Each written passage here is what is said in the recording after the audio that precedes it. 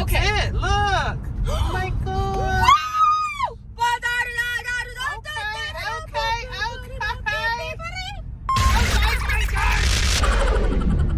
Merry Christmas.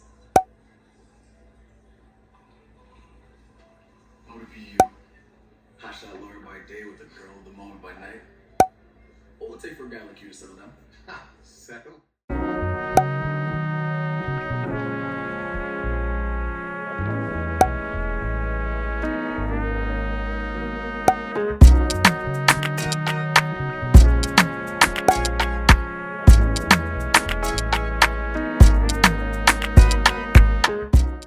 Two hours later. Okay, so I am out of that. And the lesson for today is one that I learned from my mother. She definitely has given me some really great lessons over the years. And if you're wondering, yeah, girl, I did the Zoom thing. I sure did. I love remote hearings. I love them. They think I don't. I love them. I absolutely love them. So if they see this one day, but actually that's part of the lesson is let stupid people be stupid.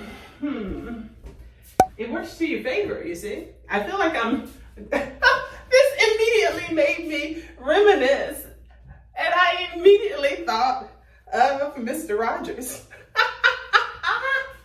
Oh boy. And I'm hanging up everything. If I had on different shoes, and that would be appropriate as well. But I had already taken off my watch and everything, and I realized, let me show them that she ain't got on nothing. Girl. They played right into my hands, their arrogance.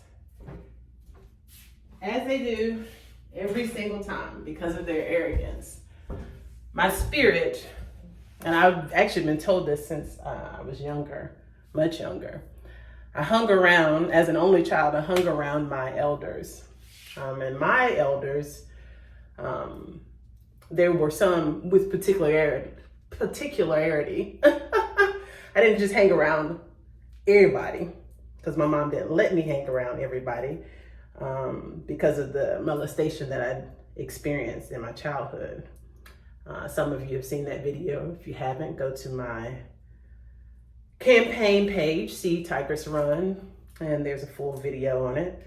I actually addressed it because the feelings of trauma resurfaced.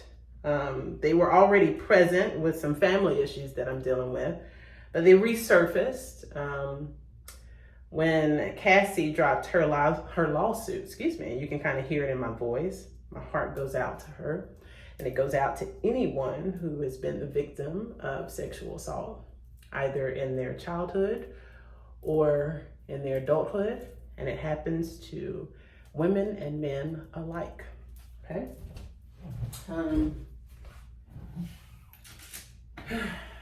We don't often get to voice ourselves, but I go into great detail there. So definitely go check that out. But basically what I'm getting at is that my mother used to always tell me, let someone talk, let them do, let them be, and then they'll show you exactly who they are. Don't interrupt them too quickly.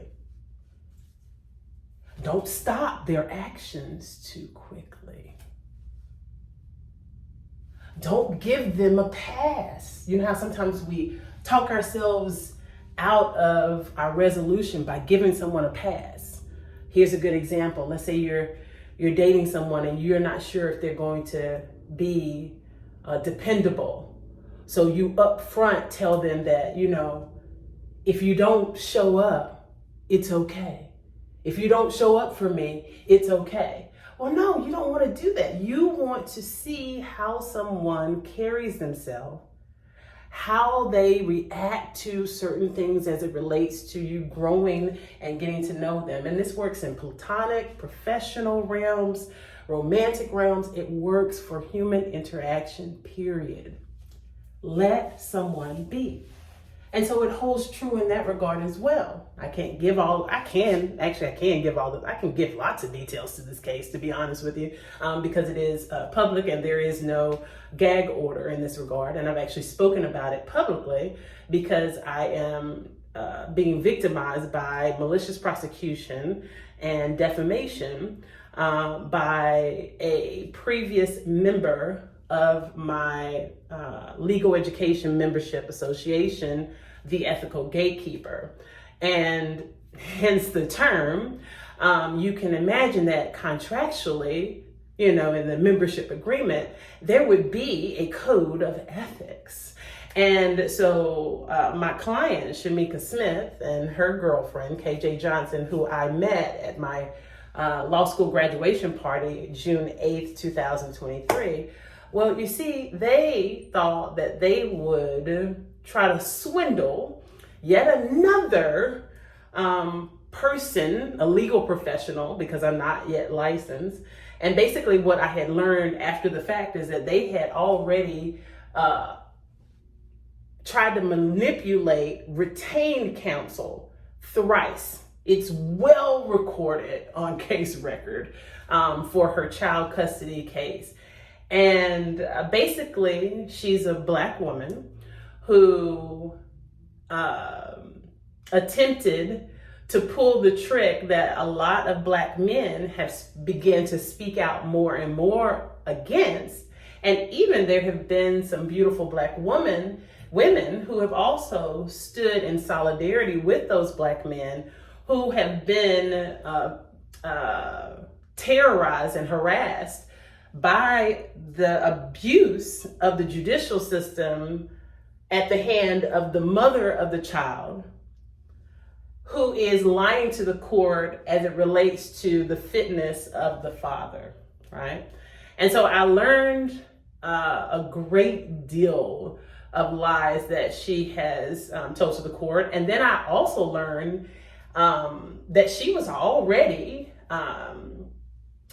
subject to contempt of court for not following the child custody agreement, albeit temporary. The temporary child custody agreement was still in force, and thus she was enjoined to it. But nonetheless, basically today's hearing, where we get to defamation and malicious prosecution, she was fully aware that I could not represent her. I can't represent you. I don't have a license. It's in the membership agreement. And actually, this is something I discussed in my live yesterday on TikTok with regards to the private law or the private sector in commerce and in law, and the public sector in commerce and law.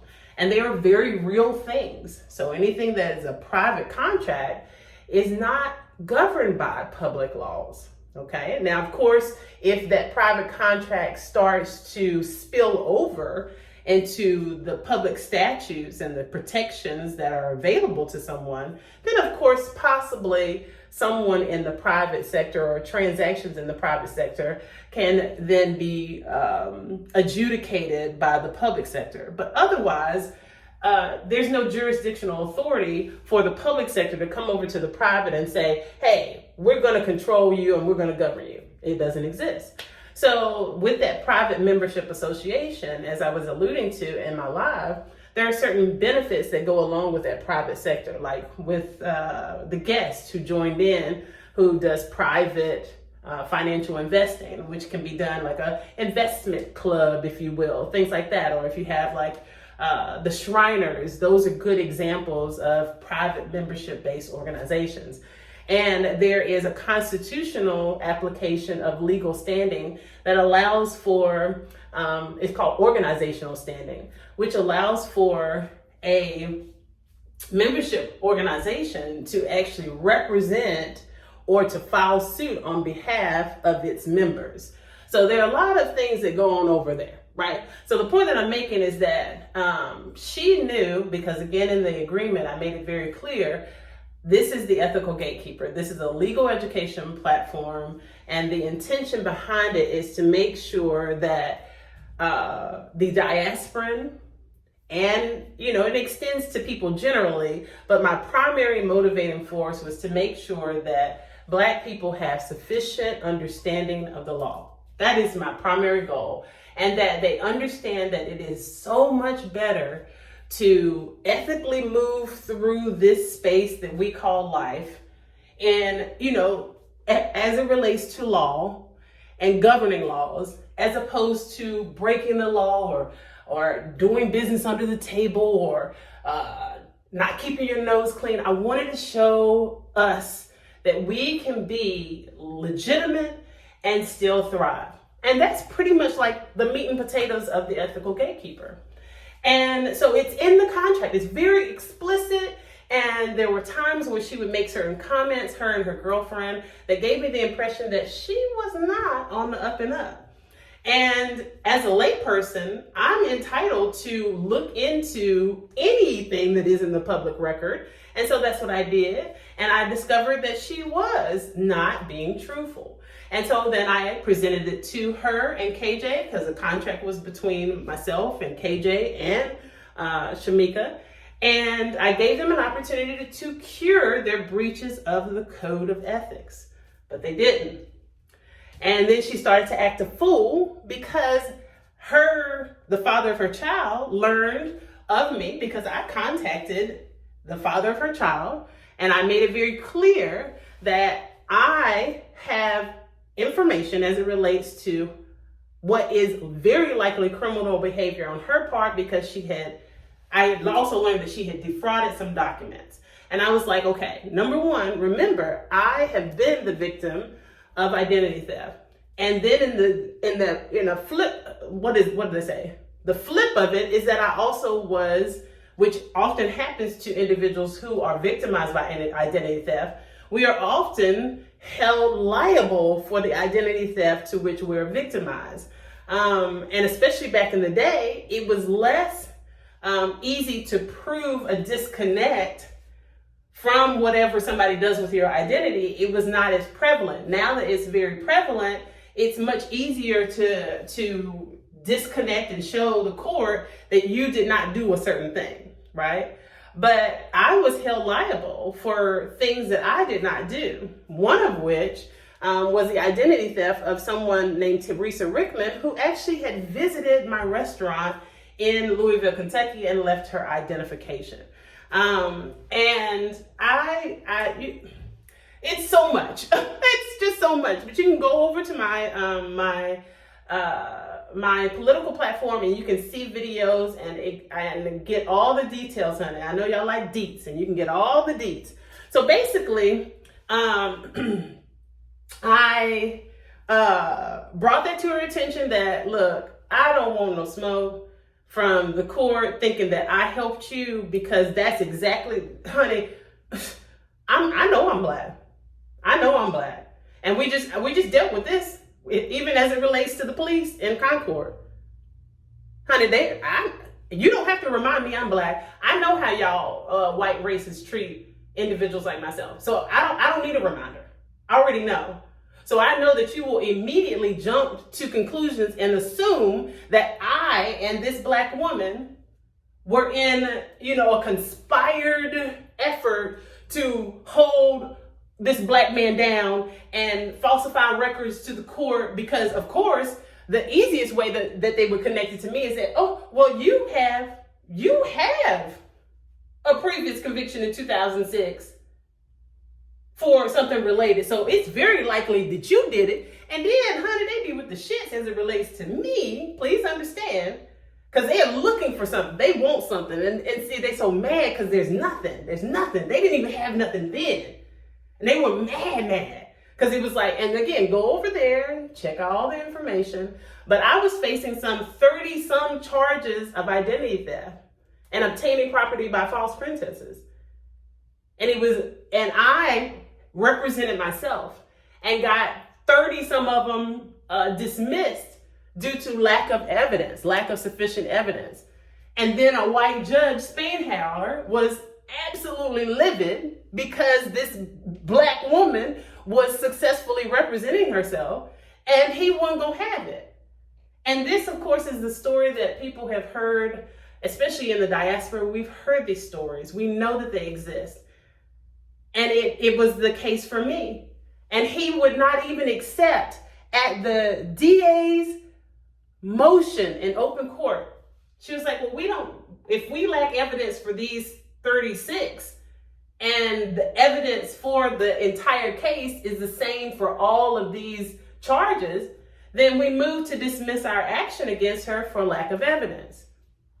Spain Howard said, no, I won't accept it. Look at the transcript. Y'all always look at the stuff that you find on Google, but you never do the real work. Look at the transcript. And even now, I'm still fighting it because a conviction like this, because of the nature of the tier for the felony, you can't just get it expunged. I'm not asking for a fucking pardon because I didn't do shit. So I'm not asking for a pardon. That would be the antithesis. And please understand, individuals who are truly innocent, what I've learned through this process, most individuals who are truly innocent of anything they've been convicted of, because I did not steal Teresa Rickman. I did not. You can see how much it agitates me. I did not steal Teresa Rickman's ID, her identity, nothing. Didn't use it, nothing. And individuals like myself who are truly innocent and they assert their innocence, they stick to it, honey. I don't want your fucking pardon. Pardon for what? Pardon who? You need to ask for my pardon for fucking with me and continuing to do that for so many years. Unlawfully, but it's all coming to head. So the point that I'm getting at is that I didn't want to be associated. I have to make sure that the way that I manage my life and who can have access and, all those are the things that y'all call them, all these societal slang or whatever. But I have to manage my life very specifically. Very specifically. Now, this doesn't mean that I'm detached from being hood. Please don't get that twisted either.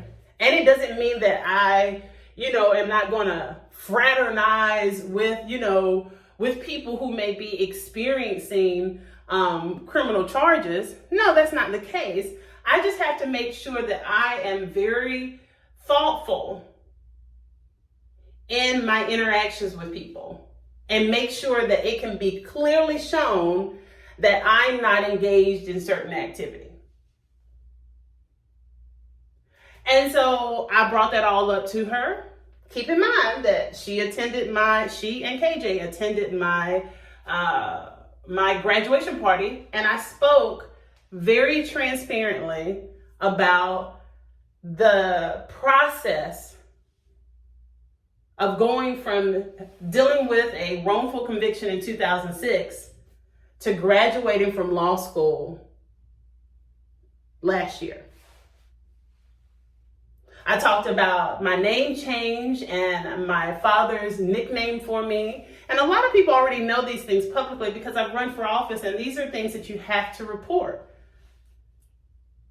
And if you don't report them, because I tell people you don't have to, the law is the law. And I always tell people, because my mom would say, well, people can't do that. Well, the truth of the matter is people do have free will. So people can murder, but because people say, well, they can't do that. No, they can, but then there are consequences, right?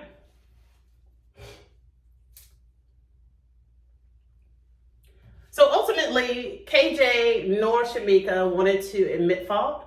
And then with Desmond, of course, learning that I had discovered what I discovered, he then told his attorney. His attorney then subpoenaed me to court. Some of you understand, I had even set expectations for her. And there's no one that will tell you that I fail to give people sufficient information. Even as it relates to business consulting, I'm going to be the person that gives you every nuance that you need to know. You will not have insufficient information as it relates to me for business consulting. And now that carries over for, of course, my business consulting, science consulting, performing arts consulting. And now when I do become a licensed attorney, it will carry over in that regard. And for my membership organization, of course it carries over. So she was fully aware, and I explained to her, look, because anything you do, I'm a former federal ranger. I don't want any of somebody's crimes or whatever carrying over to me. I don't want it. I want to keep your shit. I don't want it. So she knew. She knew expressly so. And she knew that there was the potentiality for me to be called to the court to have to speak and testify on the things that I knew if I learned of anything that she did that was inappropriate. You understand? Excuse me. That said, she decided, okay, well, I'm going to try to flip the script and put all the onus on Tigress. And here's the irony. That's exactly what I just told you would happen when you're dealing with somebody like that. Criminally minded. Criminally motivated. So she then wanted to make me out to be the heavy. Well, she changed her name, so therefore she's a criminal, and therefore she's in the wrong. Let's say all that stuff is true. Let's say all that stuff is true. How does it have anything to do with you lying about the father of your child? About you lying and saying that he abused you, put his hands on you? How does any of that have to do with me? You still can't make any of that make sense as it relates to Tigress. I don't know y'all motherfuckers. I don't know either of you personally like that. I had only known her at that juncture for like maybe 2 months. And I had not known Desmond at all. So I wouldn't have shit to do with none of that. But girl, here's another phenomenon. When you're dealing with prejudices, and some of you who are like me, of course, you know this. So big black women, we get attributed, or aggression is attributed to us, right? The angry big black woman. So I'm 5'9", I'm like almost 200 pounds. I'm good on the 180-ish, right? My arms is like Popeye, so immediately it's like, oh, you gotta be the problem. Then you add to this that you got Shamika is a very short and rather petite woman. So immediately you're like, even in the black community, people be like, oh no. Whatever they say about her, referring to me, it's gotta be accurate. Because she's the big black aggressive woman. No. You got a lion, little petite something, who is getting away with effectual murder, if you will. Metaphorically. So basically, she then filed a complaint for a restraining order. And in the restraining order, she said that she feared that I would come to her house and hurt her girlfriend and hurt her child. And I was like, you just gotta be kidding me. She also said that I was just showing up to her hearings. No reference to the fact that I was subpoenaed to testify.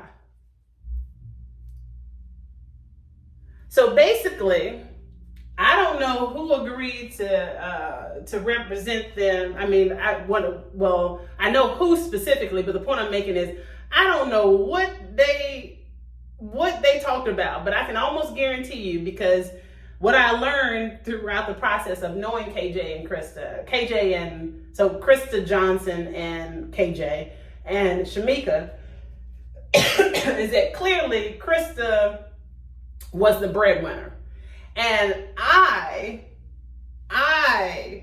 observed that it was very likely that Shamika was only with Krista to use her for that, because Krista had been paying for all of Shamika's attorney's fees for the last 3 attorneys that she's retained.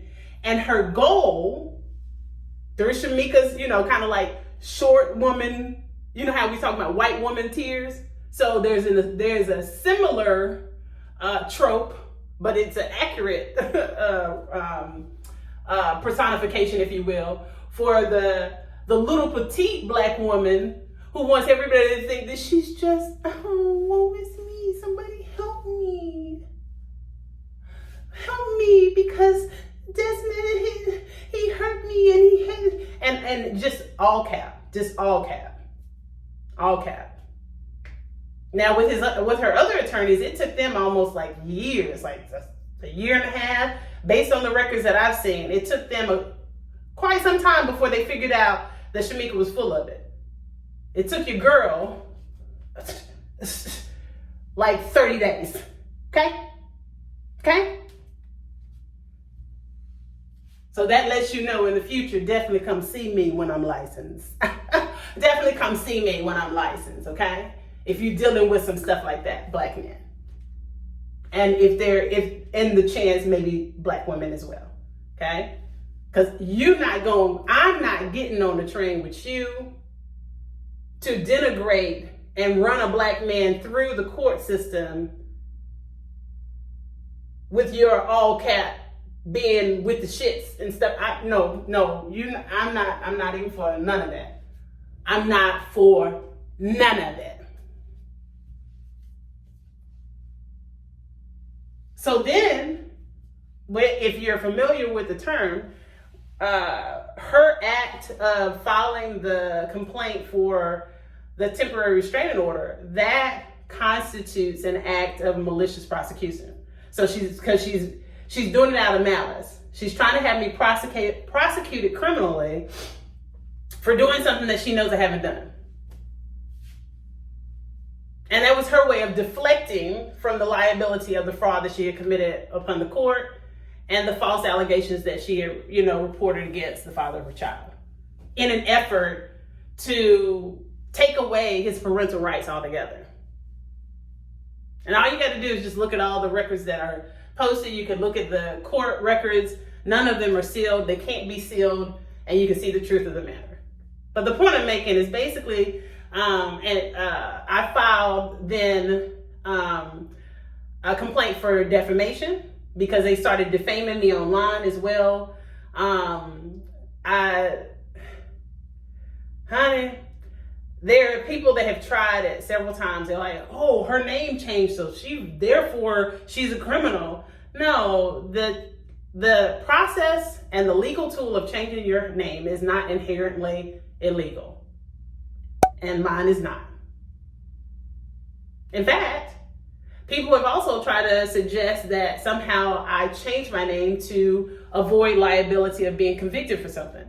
Not the case either, because all of my records, all of my identification records for the government, they connect behind the scenes my former name and my new name. In fact, my birth certificate, the way that they process my birth certificate is you would think, how is that even lawful? But it is. They have a strike through of my birth name, and then you can see where they have inputted my new legal name right above it. So the notion, the allegation that somehow she's changed her name because she's a criminal, she's on the run. Where am I running, hon? I don't like running. I'm strong. I'm fit. I don't like running. I'd be the person that be 10 toes down. What we got to do? I'm confrontational. I don't run. That's how I am in every aspect of my life. And I say positively confrontational. Some of you have seen my post in that regard. Okay? And I think this is relevant to add in today's thing, because I'm not going to take any of this out. I'm just going to add this in and plop it into my thing, into my Vlogmas vlog, because y'all need to know. If y'all want to get to know me, this is part of me. But basically, my mother's lesson came full circle today. They were stupid. They were acting still in the arrogance that of disdain that they have against me, and I let them be stupid.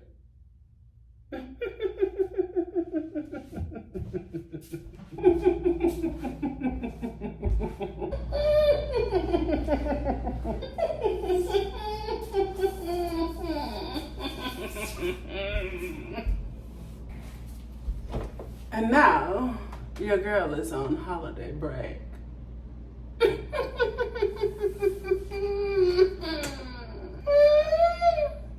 After this one email, honey. Oh, sorry. Sorry about the light. Pardon my light. That's the lesson. That's the lesson. All right, so I warmed up some chili. Definitely I'm going to do my nails, but first I'm going to watch some YouTube and decompress. And girl, and guys, because I just learned that guys are watching as well. Thank you for tuning in. Yeah, I can have a beer. I can have a beer. The book of the boo boo boo. The book of the boo boo boo. Don't say hello, you just gonna walk by and be rude.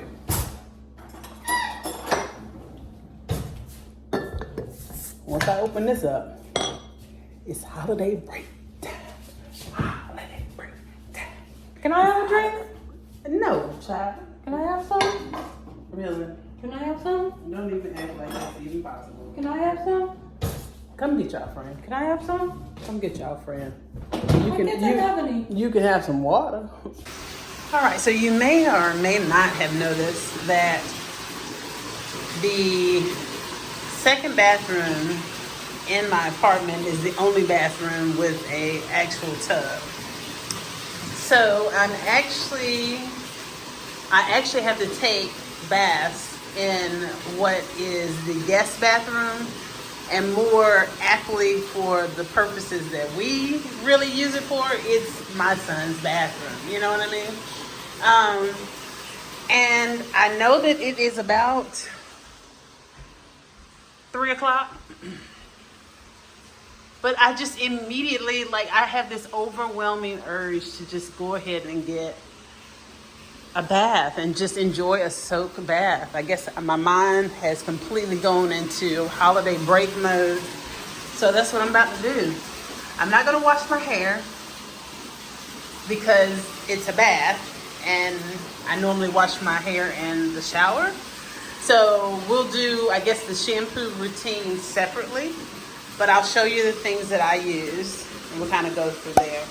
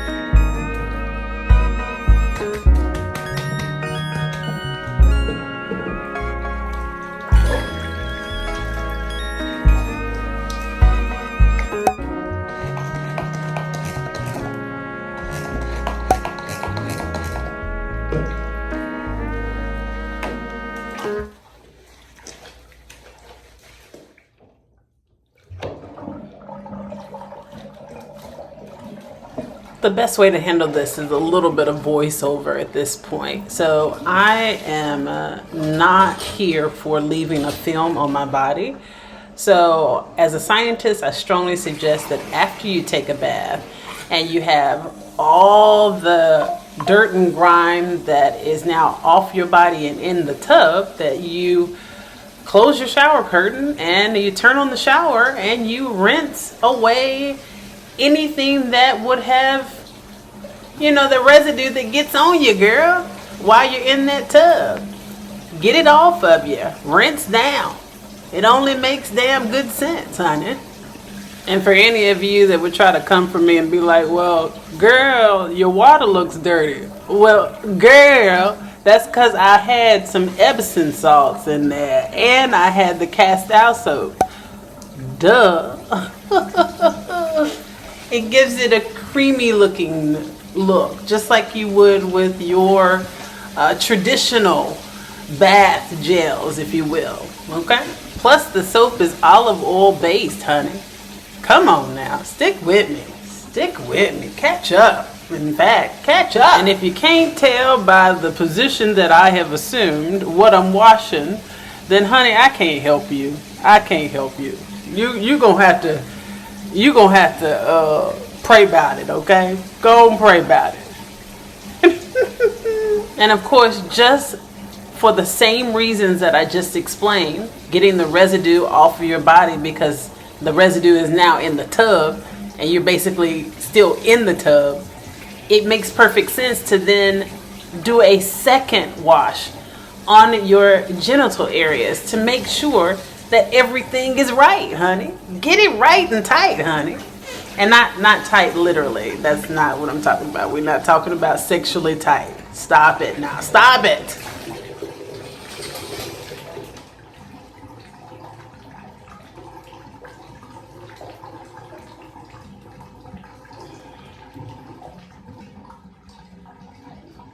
So now it's time to moisturize. I love using 100% glycerin as a standalone if I'm not using my own special recipe, which you can clearly see I'm pretty much out of.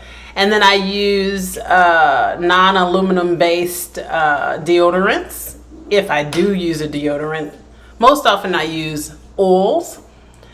And I'm going to apply my perfume first. I do not apply perfume to my clothes. I most commonly layer my scents. Very seldom do I wear just one scent. And of course, you know, I gotta take a swig. I am really enjoying this. So ladies, make sure you dry very well. All the crevices back there too. Underarms. Under your breast. So spray first. No peeking. Then you're going to spray everywhere.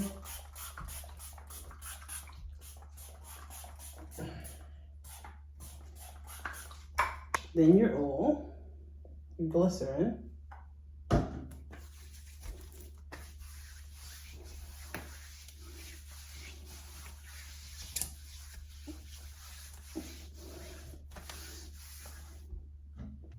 Then if it's a night routine or you aren't going anywhere, put on your favorite loungewear. Now we're gonna take care of the face. I just had my hair tied back. No biggie, no sweat. Okay, so we are going to first do a deep clean with the micellar. I just have these now. Keep in mind, this can be counterproductive, and this is the reason why this is only a first step. I see a lot of you out there, you end your facial cleansing routine with a paper towel or a cotton swab, and this is full of particulate matter, so you don't want to do that. You only want to use it to apply an astringent. It can be hydrogen peroxide, it can be apple cider vinegar, whatever your astringent is, to do that deep clean. But you don't want to end your facial cleansing routine with some type of paper material and then directly thereafter apply moisturizer, because you're basically applying your moisturizer over whatever particulate matter is still on your face. And I think for most of you, you understand that. So I would strongly advise against it. So I got all the dirt, right? And you can use, so witch hazel is one of them, hydrogen peroxide, apple cider vinegar, oh boy, I got a little, or micellar cleaning water. Okay, and we got all the dirt and grime. I'm gonna do it one more time. I just feel, I don't know, I'm feeling some type of way. I want to be super clean right now. Do just a little bit more. Feel sweaty and grimy. I haven't even been anywhere, but that just tells you how quickly particulate matter in the air, even in your home, can end up on your face. Or sweating, which of course is going to have the oils mixing with the dirt and grime and dust. Whew. Yeah, it needed just one more. Let me see, a little bit more, a little more dirt, okay? All right, so now I'm going to use some of my diluted Castile soap. And it's just pretty much half and half. Half filtered water and Castile soap.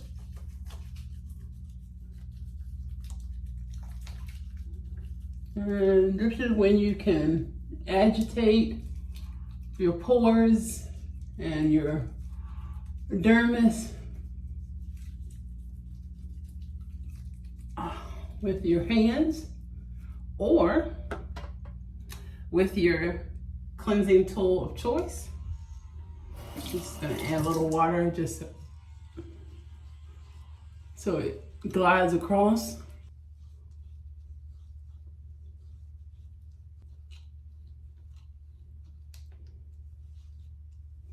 And notice the direction of the strokes. I am following the directions from the manufacturer, and this is from Consult Beauty, you know, the doctor and his wife that own dermatological health centers, if you will. He's a dermatologist, and I believe he's also a plastic surgeon. Okay, rinse that off. Now we're gonna rinse this off. So I use the traditional method.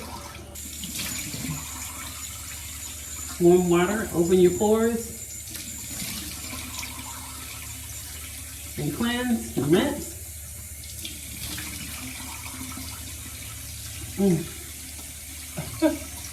Don't worry, remember I'm washing my hair. And then you're going to go right after that with cold water to close your pores and tighten your skin.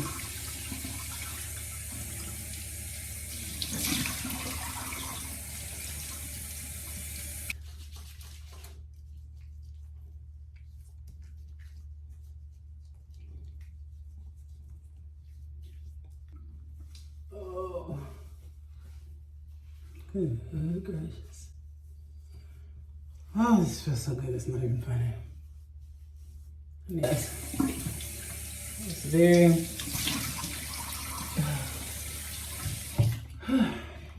good gracious. Very therapeutic, much like the ice rollers. All right, if you have the patience, you're gonna let your face air dry. You don't want to pat vigorously, even with a face towel. This would be a good time to use like a fan or something like that. And you'll notice that I also washed my neck. You see, it took no time for my face to dry, if you will. You don't want it to be bone dry, of course, when you apply your moisturizer. And even when you pat your face dry, it's still not going to be bone dry. And you want to be mindful not to do that too harshly with your face towel, because depending on the quality of your towels, you can then transfer debris right back to your face, which will inevitably get into your pores throughout the day, or just cause surface layer particulate matter or filth. Okay, so then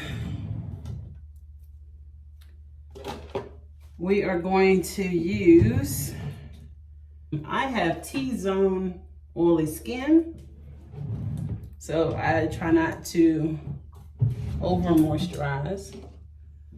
I have been enjoying using the Glow Recipe and the Watermelon Glow Niacinamide Dew Drops. Really appreciate these from my gift from Sephora.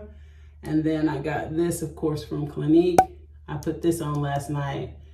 Actually, I think I put it on, did I put it on this morning?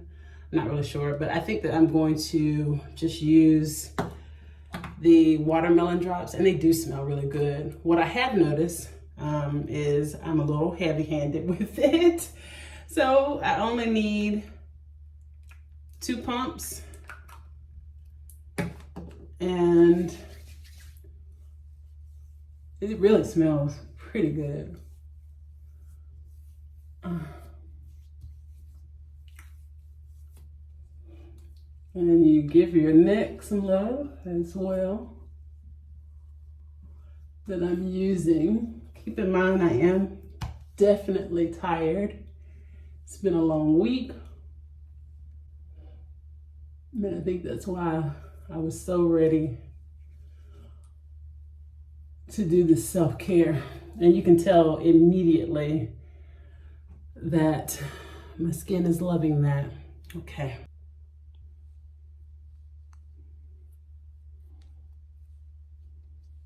Feels very dewy.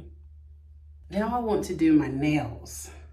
That's what I really want to do. It's time to take these off. I'm gonna go back to acrylic, so I'm gonna do the whole prep. I'm just gonna show you the finished product. I'll probably kind of montage this a bit because you've seen it once, you've seen it all. And I am definitely not the person to give you a tutorial for acrylic nails. So here we go. I'll also show you, I've shown this before in some of my Get Ready With Me reels. I also love to use vitamin C serums, love that.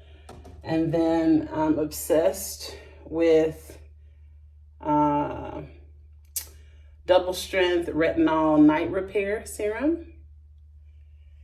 And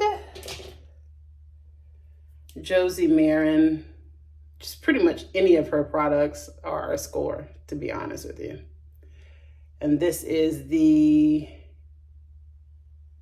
daily moisturizer with SPF 47. Like, she don't play around. If you are not following her, like, she don't play around. And I have like 2 bottles. She don't play around. I love her milk too. If you've been following me for a while, you'll know how much I love her milk. I'm out of that. I need more of that. And then I am obsessed with Drunken Elephant's products, or Drunk Elephant products. I love how they incorporate the foundation with the skincare.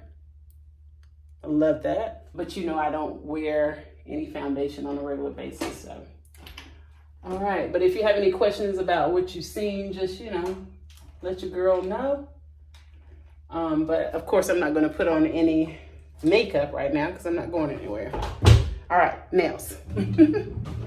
I would not be me if I did not tell you to what? Yeah.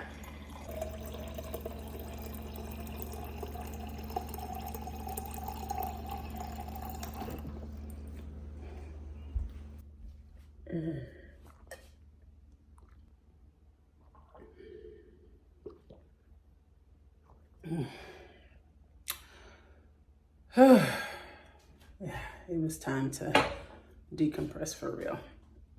All right, nails and toenails.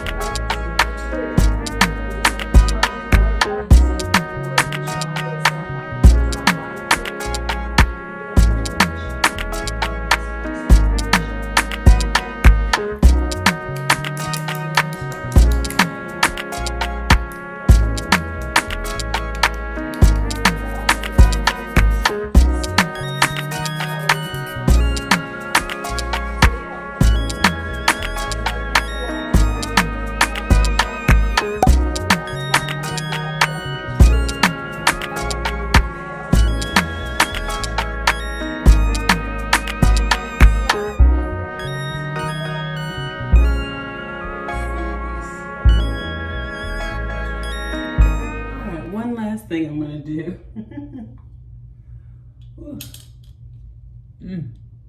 I needed this today. I needed this big time. But one last thing before I paint my nails, I'm actually gonna edit and then paint my nails. I know it seems a little backwards, but it takes forever for nails to dry. Honey, if you know, you know. And then I'll just input, you know, I'll insert the clip with my nails painted. I'm actually going to do a little lip scrub there. I love champagne toast. Got the cutest little lip scrubber from the dollar store. And yes, the nails are nailing. Again, shout out to all of Destiny. Girl, she she got it now. She got it now. I can't teach nobody. But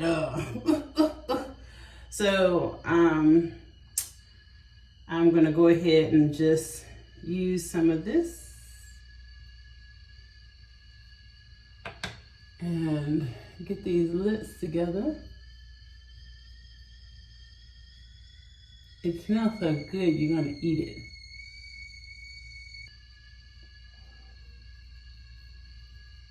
I'm bringing tea.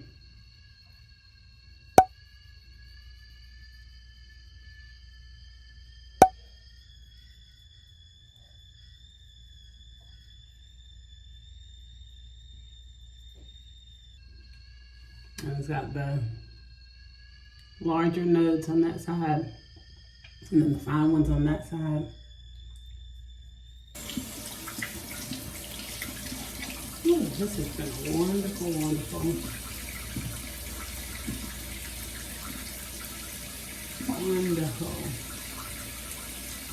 Home spa treatment.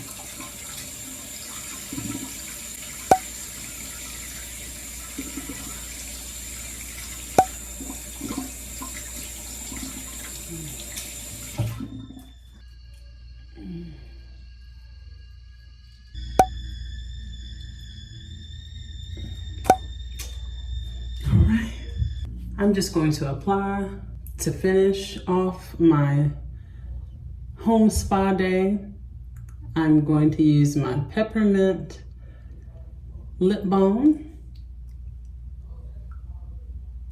My lips feel super, super, super smooth. And I've enjoyed it. I hope you've enjoyed it vicariously through me. Have a good night. See you tomorrow.